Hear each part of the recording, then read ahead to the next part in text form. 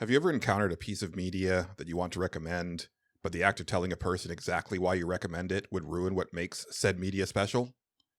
That's the conundrum I find myself with Until Then, a story-based slice-of-life game with a premise I don't want to talk about because it'll spoil much of what makes it special. Just trust me, if you like heavily narrative-based games, this is one you shouldn't miss. No, I won't elaborate. What I can tell you is that Until Then is set in the modern-day Philippines and centers on Mark Borja. Mark is a high schooler that lives on his own because his parents have gone abroad to find better jobs. I'll leave the details of where they went and their motivations for doing so for you to discover. Mark is a self-confessed crammer, but the more apt term would be slacker. Maybe that's too harsh. Habitual procrastinator, perhaps. As his best friend Kath often says, there's a sleeping genius inside of Mark, but he's content to do the bare minimum needed to get by. At the start of the game, there's really only two things that Mark's passionate about. The first one is learning how to play the piano, a way for him to follow in his mom's footsteps and close the vast distance between them. The other is an all-too-common desire of the teenager, finding someone to go out with. As luck would have it, a transfer student will come into Mark's life to help him with both of these passions. Throughout this coming-of-age story is a strong core of friendship. Though Mark plays things cool and aloof, he's ride or die for his closest friends, the previously mentioned gamer girl Kath, and Riddell, an aspiring filmmaker. Until Then is 95% text-based dialogue, and your enjoyment of it will hinge on how much you enjoy the interplay between these friends. For my part, there are characters in Until Then that I'm not likely to ever forget. Kathy is a scene stealer, and Mark is the kind of lovable loser that I couldn't help but want to root for. Even incidental characters, such as the motley crew that hangs out at the school piano club, are memorable and fun to be around. The success of these characters is due to excellently written dialogue, as well as some of the most lavishly polished animations I've seen in 2D sprite art. From the devilish grin that Kath regularly sports, to the way characters' eyes mist over with tears, every frame feels lovingly crafted. Late 90s Capcom artists would approve. It's a wonderful thing, then, that the characters are so well realized and genuinely fun to be around, because as a video game, Until Then is lacking in the game department.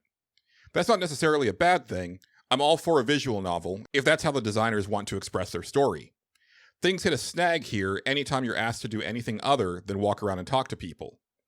As the description of the game on the store page indicates, Until Then contains a multitude of purposefully mundane minigames, which make up the last 5% of the equation. While most of these are rather charming and harmless, one of them, a truly horrendous rhythm game, mars one of the most pivotal parts of the story. Comparisons could be made to 2023's A Space for the Unbound, but that game put much more weight behind its minigames. Until Then, on the other hand, could remove these elements and it might be better off for it. Thankfully, these bits of fiddly gameplay are slight and rarely intrude in the overall narrative, and I once again bump against the problem with talking about this game. Until Then was trucking along as a truly funny and heartwarming story that gave me a nice look into a part of the world I knew very little about. At some point, it wrecked me. Your mileage may vary, but this game made me sob uncontrollably in a way that I haven't experienced since 2020's Spiritfarer. And then it had me completely baffled at what I was seeing. And then it made me laugh some more. And then it yanked even more tears out of me. When all was said and done, I had experienced something that I think about almost daily, and it's something that I expect I'll be keeping with me. I will provide you with a little PSA. When you think you're done, you're not. When you hit credits, be sure to keep going. Until Then takes a page from Nier Automata and wants you to play through it a few times, having a different experience each time.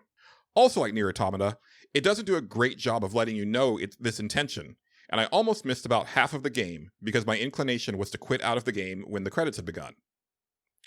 The story of Until Then has left a mark on me, and that won't be fading anytime soon. I know this review is frustratingly vague, but I would never want to rob someone of this experience. This game is certainly not for everyone, and the minigames do hold it back. But if I've intrigued you at all with this review, you owe it to yourself to at least take a closer look at it, because if you're one of those people that this game is for, you won't regret it.